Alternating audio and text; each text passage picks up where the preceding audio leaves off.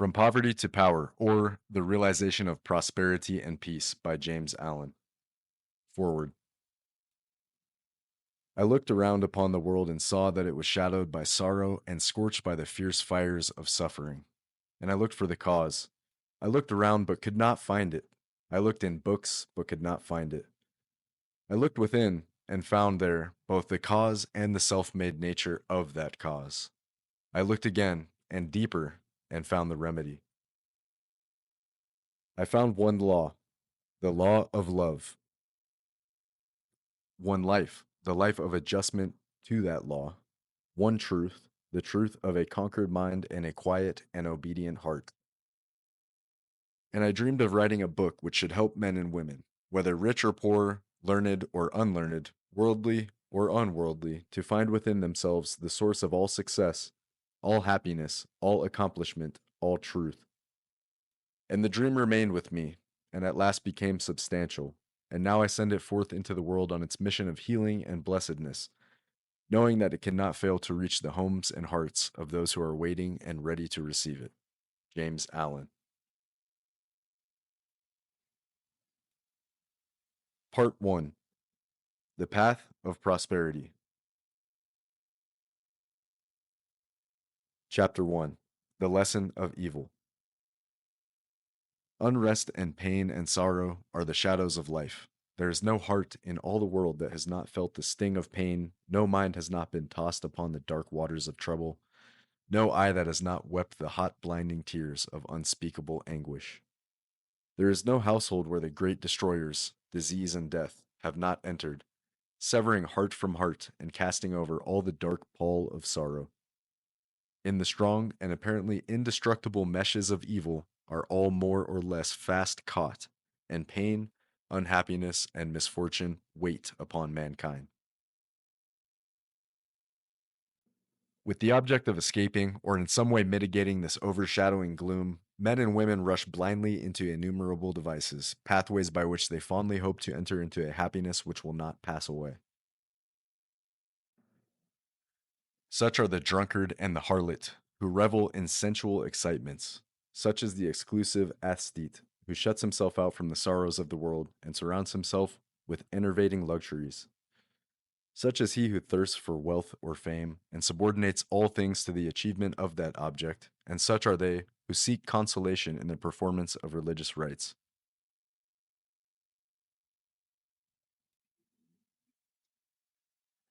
And to all the happiness sought seems to come, and the soul for a time is lulled into a sweet security and an intoxicating forgetfulness of the existence of evil. But the day of disease comes at last, or some great sorrow, temptation, or misfortune breaks suddenly in on the unfortified soul, and the fabric of its fancied happiness is torn to shreds. So over the head of every personal joy hangs the Damocletian sword of pain, ready at any moment to fall and crush the soul of him who is unprotected by knowledge. The child cries to be a man or woman, the man and woman sigh for the lost felicity of childhood. The poor man chafes under the chains of poverty by which he is bound, and the rich man often lives in fear of poverty, or scours the world in search of an elusive shadow he calls happiness. Sometimes the soul feels that it has found a secure peace and happiness in adopting a certain religion, in embracing an intellectual philosophy, or in binding up an intellectual or artistic ideal. But some overpowering temptation proves the religion to be inadequate or insufficient. The theoretical philosophy is found to be a useless prop, or in a moment, the idealistic statue upon which the devotee has for years been laboring is shattered into fragments at his feet. Is there, then, no way to escape from pain and sorrow? Are there no means by which bonds of evil may be broken? Is permanent happiness, secure prosperity, and abiding peace a foolish dream? No, there is a way, and I speak it with gladness, by which evil can be slain forever. There is a process by which disease, poverty, or any adverse condition or circumstance can be put on one side, never to return. There is a method by which a permanent prosperity can be secured, free from all fear of the return of adversity, and there is a practice by which unbroken and unending peace and bliss can be partaken of and realized. And the beginning of the way which leads to this glorious realization is the acquirement of a right understanding of the nature of evil. It is not sufficient to deny or ignore evil, it must be understood. It is not enough to pray to God to remove the evil, you must find out why it is there and what lesson it has for you. It is of no avail to fret and fume and chafe at the chains which bind you. You must know why and how you are bound. Therefore, reader, you must get outside yourself and must begin to examine and understand yourself. You must cease to be a disobedient child in the school of experience and must begin to learn, with humility and patience, the lessons that are set for your edification and ultimate perfection. For evil, when rightly understood, is found to be not an unlimited power or principle in the universe, but a passing phase of human experience, and it therefore becomes a teacher to those who are willing to learn. Evil is not an abstract something outside yourself. It is an experience in your own heart, and by patiently examining and rectifying your heart, you will be gradually led into the discovery of the origin and nature of evil, which will necessarily be followed by its complete eradication. All evil is corrective and remedial, and is therefore not permanent.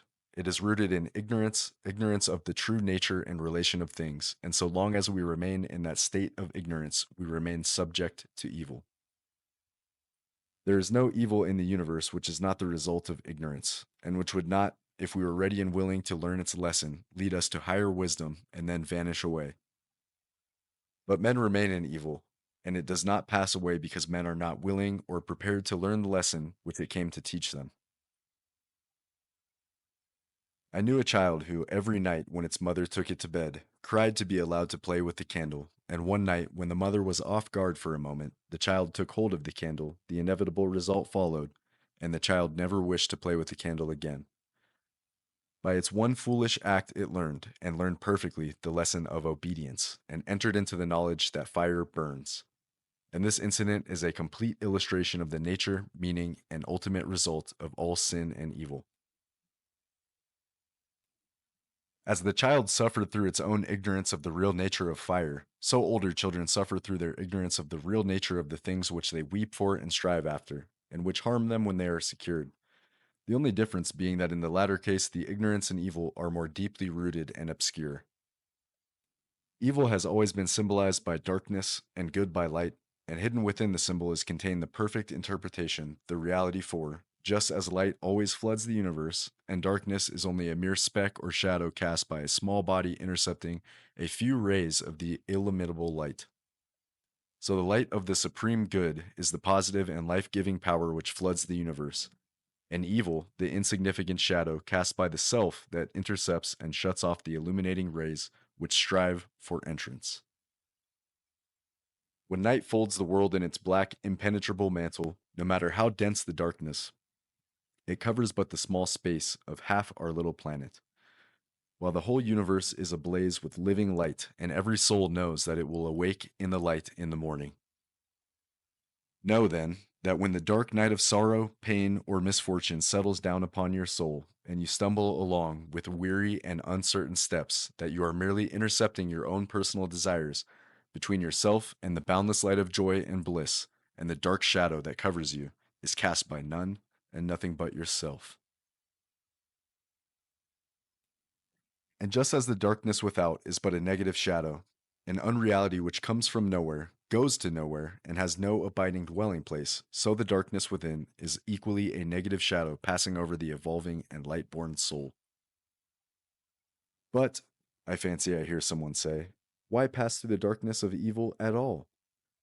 Because by ignorance you have chosen to do so, and because by doing so you may understand both good and evil, and may the more appreciate the light by having passed through the darkness. As evil is the direct outcome of ignorance, so, when the lessons of evil are fully learned, ignorance passes away, and wisdom takes its place. But as a disobedient child refuses to learn its lessons at school, so it is possible to refuse to learn the lessons of experience, and thus to remain in continual darkness and to suffer continually recurring punishments in the form of disease, disappointment, and sorrow. He, therefore, Who would shake himself free of the evil which encompasses him must be willing and ready to learn, and must be prepared to undergo that disciplinary process without which no grain of wisdom or abiding happiness and peace can be secured.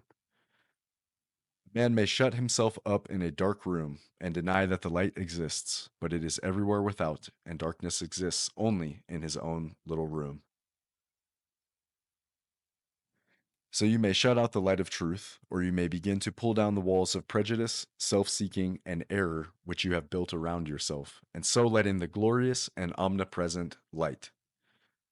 By earnest self examination, strive to realize, and not merely hold as a theory, that evil is a passing phase, a self created shadow, that all your pains, sorrows, and misfortunes have come to you by a process of undeviating and absolutely perfect law, have come to you because you desire and require them, and that by first enduring and then understanding them, you may be made stronger, wiser, nobler.